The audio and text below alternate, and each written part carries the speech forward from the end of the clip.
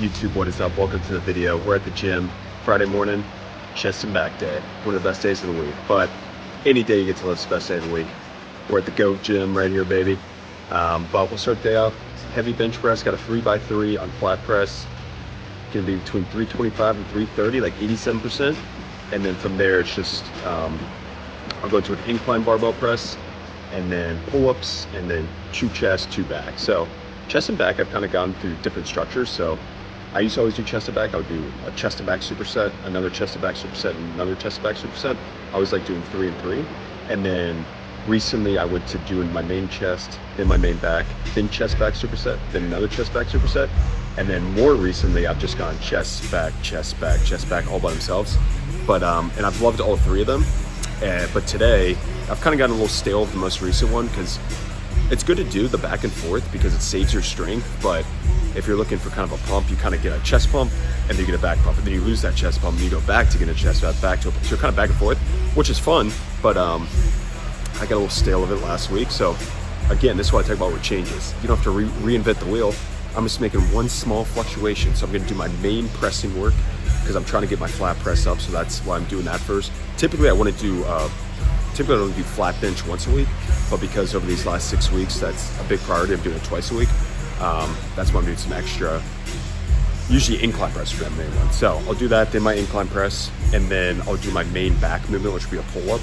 And then from there, I'll do my 2 chest movements, dips, cable flies, get a big pump, a lot of hypertrophy, and then I'll go into my back accessories, which will be chest supported row and a straight arm pull down. So I'm gonna play around with the structure where I do my main and then I cluster the 2, just so I get kind of the best of both worlds. Strength, I can focus on my strength the first couple of movements and then get a good pump, some good hypertrophy. But should be a good session. Excited to get into it.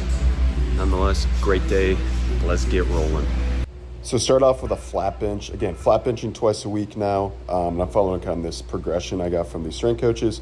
So today was a 3x3 with like 87%, which was like 326. So I ended up going up and going 330, which I'm happy I did that because I ended up getting the 3x3. Now the third set, I actually got a spotter and they kind of touched the last rep, but you know, you can only control what you can control. Can't get too caught up in that.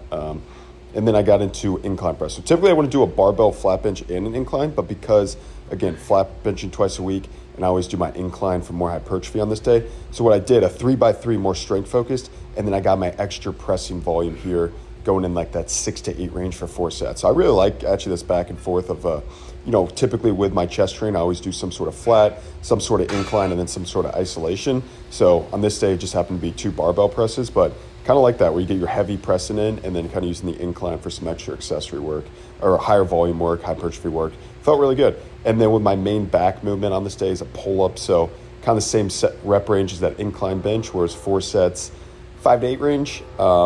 Big thing here, it's like with a pull-up, like kind of like failure on it. I always say technical failure. So usually like I'll go until my last rep, I have to kip up. So for example, it was like the 6th rep on most of the sets where I would kip up, and that's kind of when I know, like, okay, that's failure there, because obviously you start moving and grooving and, getting some ugly reps, so kind of cutting it off there with quality reps.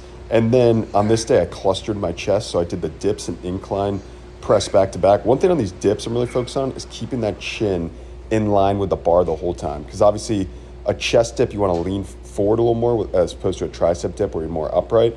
And sometimes with the weight on the belt, it kind of pull you in a weird direction. So really focusing on keeping that line, chin in line with the bar, and then keeping that forward lean. And then I did probably the most elite exercise ever. I freaking love these cable flies. This is an ultimate setup. If you can do it, get in between a cable stack, incline bench at like 30. The stretch on this is insane. It feels like your chest is gonna rip. You get such a deep stretch there, squeeze at the top, really focus on the movement. Cable flies, I've really only started doing within the last year, and I think they've made a huge difference because obviously I do a lot of pressing and I care about like strength focus with my bench and everything like that, moving some big numbers, but like a cable fly is a movement where it's like I can kind of drop my ego a little bit, just really focus on it because, a guy's not going to see you in the street and say, hey, bro, how much you incline cable fly? They're going to ask how much you bench, so you better make sure you got a big bench and you chase strength with that, but cable flies, you can really drop the ego and just focus on getting a stretch and some good hypertrophy there. So been enjoying those. And then I got into the back training. So clustered the 2 back exercise. And I'm not doing a T-bar row today. Did a seated cable row, which I like. 4 sets, 8 to 10 range. Good squeeze here. Kind of similar to that cable fly where it's like the cable's just so smooth. Kind of drop the ego a little bit again and just really focus on getting a big stretch and squeeze. I say stretch and squeeze all the time, especially when I'm doing like isolation exercises. That's all I'm focusing on. I'm thinking about stretching, getting a full range of motion at the top, and then squeezing at the bottom, trying to really feel like a good mind-muscle connection. And ever since I started like cueing that in my head, it's definitely made a huge difference. Big difference. You really get to feel the muscle and you get really understand like what muscle you're trying to work. And then finish with these straight arm pull downs, which are new to me, but I love them, really feel them in the lats. So that was a full session. All right, YouTube, couple hours later, heading back to the gym actually. So got that freaking sick chest and back day in, and it's been about 3 hours. And now I'm just gonna walk back to the gym because just doing some cardio, just 30 minutes on the bike, and I'll probably do some abs too because I haven't hit abs much this week at all. So gotta get some ab training in. But essentially, that's kind of been the daily format. It's, you know, 2 lifts, 2 workouts a day. What my split is, Mondays I'll do my sprints kind of like earlier in the morning, usually like 9 a.m. And then I'll do my lower body lifts sometime in the afternoon. Tuesdays I'll do push day, kind of mid-morning. And then I'll do some cardio, like 30 minutes on the bike is what I've been doing. Either directly after or a couple hours after. And then Wednesday I've been doing a pull day mid-morning, and then I'll do my tempo runs after that. Sometimes, usually I've been doing that one just back to back because like I feel good, I just want to get it in, but sometimes I separate them. I'll do that one in the afternoon, the running.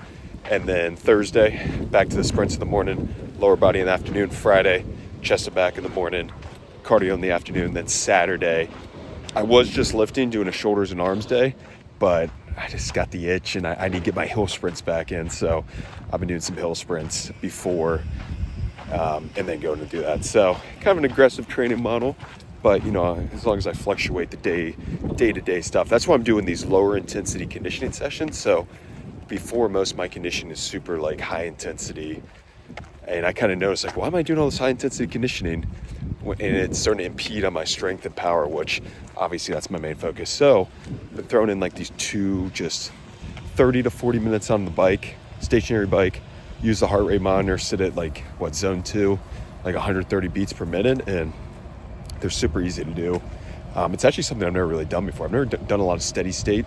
All my conditioning has always been like interval runs, high intensity shit, where you get the heart rate up. And that's what I'm used to from playing like sports and rugby. But it's like, there's no point of doing that anymore now because it's just can have a negative impact on my other performance that I care more about. So because I just like training twice a day just for mental sanity, that's why I do these. Because to be honest, I probably don't really need to do these because, I mean, yeah, it's obviously very important to do some zone 2 work, but to me it's not, because it's you know, it's not going to impact like my big goals. My big goals are get my main lifts back up, you know, get strong as hell, obviously build muscle, get jacked, and then be fast and powerful. So that's what I like to do, but they're still fun to do, and it's good to get something else in. And really, you just sit on a bike for a couple minutes, 30 to 40 minutes, and watch YouTube. So it's not too bad at all. But otherwise, training split,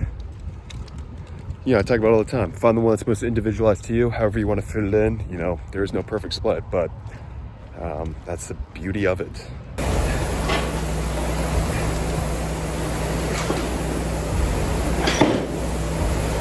All right, just finished the cardio. Ended up just doing like 33 minutes because I was going to do 30, but I was at like 9.5 miles. So I was like, I might as well just do 10 miles, but just super easy. And these are nice to do because, like, again, I'm so used to this like super high intensity conditioning where I get super psyched out, and it's just kind of nice to have a chill conditioning session because tomorrow I'm gonna run sprints and I got a big lift. So, you know, obviously the ebbs and flows of the sessions, but I can do some abs now. I'm gonna do the most elite ab exercise ever, toes to bar with the bar behind your back. Absolute elite. It allows you to really control on the way down. Also, like, I've been doing these forever for the last year, and then the last couple of weeks I've went away from them and just done it regularly painting, but my form and lats, that's all I feel it in. So this bar, like, if you ever feel that, like you don't feel your abs, this one, it takes your grip out as a limiting factor. and it just allows you to isolate your abs. So I'll probably do 4 to 5 sets here, just get some good ab volume in, nice and controlled on the way down, develop the abs.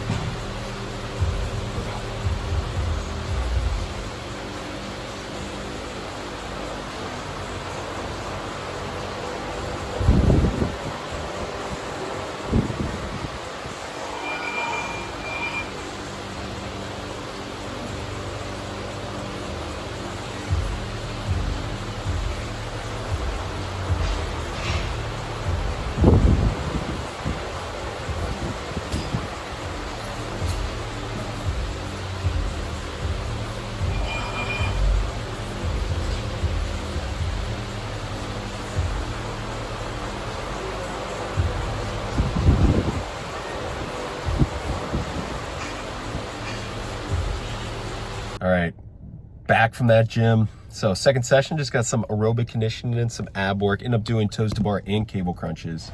Just some extras, a little icing on the cake. That's the fun stuff. But man, I'm so fortunate to get to work out and do this. And my gym's right there down the street. Get to walk there. It's freaking a dream come true, man. It is a dream come true. And that's something I'm trying to be better at, is just every day be a little grateful. Just express some gratitude in the morning. Just realize like, hey man, this is awesome. But also realize, you know, I've worked my way here. You know, I've done the thing. I continue to work hard to get here. But, you know, I was thinking of like stuff to say, because some videos have a message, and I try not to force it. I try just to think of something that, you know, is on my mind or something I've been reflecting on, because you never know how it can help someone out. Maybe someone can relate to it. You know, I think that's the beauty with YouTube and these long form videos, is like, you know, if someone's actually spending the time to watch me for 20 minutes, then hopefully they like me in some capacity, because otherwise you're probably just wasting your time watching some meathead talk about lifting and running and eating. But anyways, I'm actually going back to my college tomorrow for like the homecoming game, and I graduated in 2021. I haven't been back since 3.5 years. So I'm actually really excited to go back. It's been a while, but I was kind of reflecting. It's like, it's funny to think, you know, I graduated 3.5 years ago, so that means I was a freshman about 7 years ago. And how, like, you know, the cliche, how so many things have changed, but so many things have stayed the same. So, you know, really the big gist of it is like, I've always done this, and I've always worked out this much and done this stuff. When I was a freshman in college, I remember going the UREC was what it was called, and just lifting the same way I do now, lifting heavy, being in there for hours on end, getting my sprints in, whatever it is, hopping fences, finding hills, not making excuses, just getting after it. And it's always just been something that's so important to me, training and working out. And, you know, it's just the small things that it, you know, it gives you, they can use in your whole life. But it's, I think the coolest part is like, obviously, you know, when you're a freshman in college, like, you have no idea what you want to do. I just knew I was obsessed with this passion of exercise, and to think 7 years later I'd be doing this is, you know, it's mind-boggling. So I really just stick to the little things. It's so funny how those tiny little moments, I always say stack the days, how they add up. You know, I can think back in college when I would like, it'd be like 8 o'clock at night, and it's like, okay, I told myself that day I was going to do my chest and back workout in the gym, and then I was going to run and do some conditioning on the field. Okay, I got my chest and back workout in. It's 8 o'clock at night. I haven't done my running. I'm pissed off of myself. And what I would do is I would go, you know, I could easily be like, oh, I just skip it and not do it today. But I would go hop the fence to there's this old baseball field behind my dorm.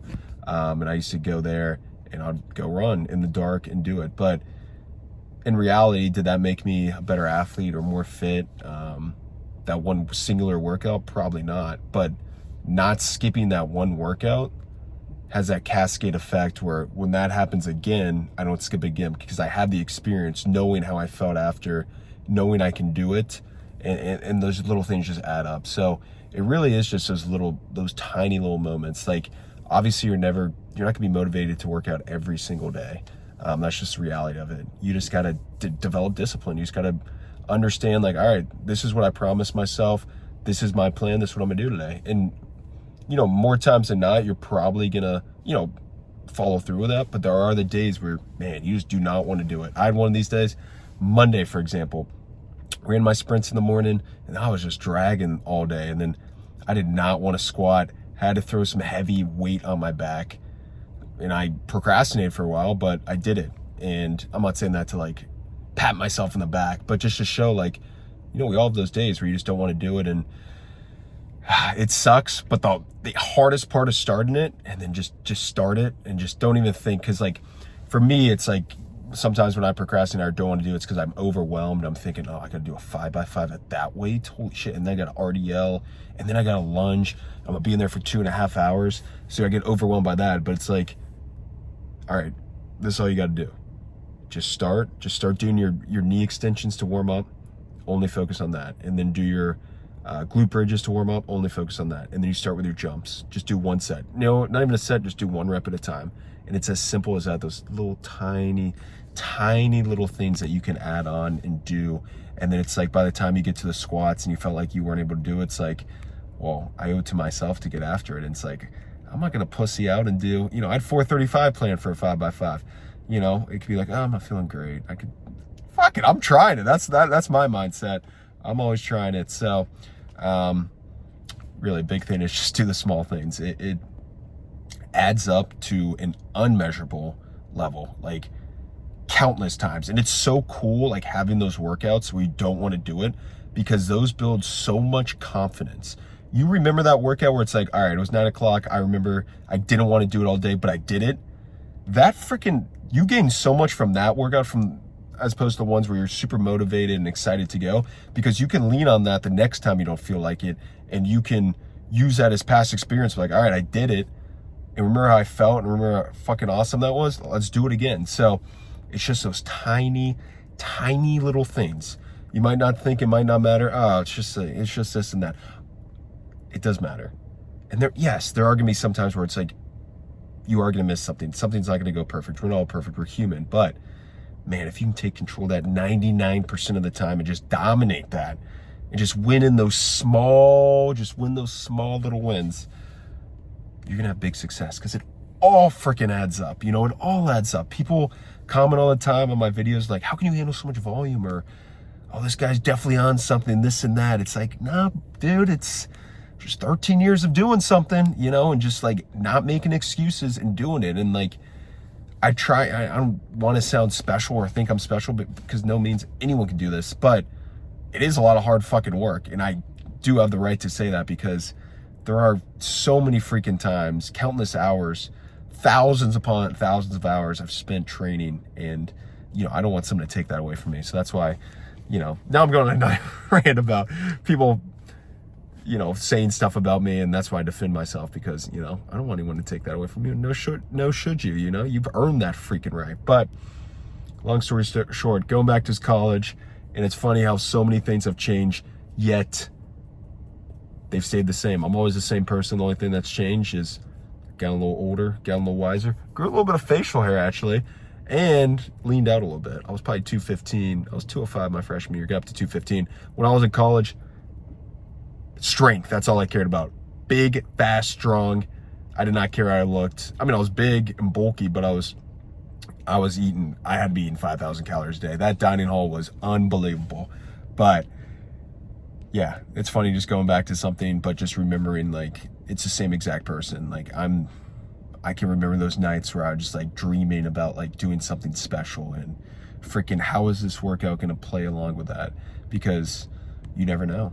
You freaking never know. And it just takes, that was 7 years ago, 7 freaking years, and it just, you have no idea how it impacts you. And it's like, I say it all the time, and I thank you guys so much. Like, people follow me on here on Instagram, like, for changing my life, because man, take it from me, no confidence my whole life, zero self-esteem, very low self-esteem, never believed in myself, like scared of my shadow is kind of a way I always put it. I was just like always holding myself back, and then something had to flip, and eventually it flipped. And since then, I've just been all in on who I am, who I've always been, but like too scared to show the world, or feeling I have this imposter syndrome, this and that, but realizing, hey, I got something to contribute, baby. I've been doing the damn thing for 13 freaking years. That's my stack of undeniable proof. But look, I get on here, and I think it's gonna be like a 2-minute rant. I wouldn't even call this a rant. 2-minute talk. We're damn near 9 minutes. I like to chat, man. I can talk about this stuff That's why a lot of people, continuing on, a lot of people, they're like, oh, I like your passion in the videos. And it's funny because like, I'm a very quiet person in normal life. But when you get me talking about exercise or stuff I'm so freaking passionate about, like, which is this is who I am. Like, this is who I've always been. And it's just like, I love this stuff so much. And the fact I can use this phone I'm holding right now as a vessel to impact other people's lives, to share my journey, to continue to share what I'm doing. And maybe there's someone out there who can relate to this and they start working out because of that. And then that impacts them in their life. Hell, I've had a great life if that's the case. So again, incredibly grateful. Let's keep it under 10 minutes. We got 10 seconds left. But no, again, incredibly grateful for all the support. I fucking love this stuff. So I'll see you in the next video. Thank you.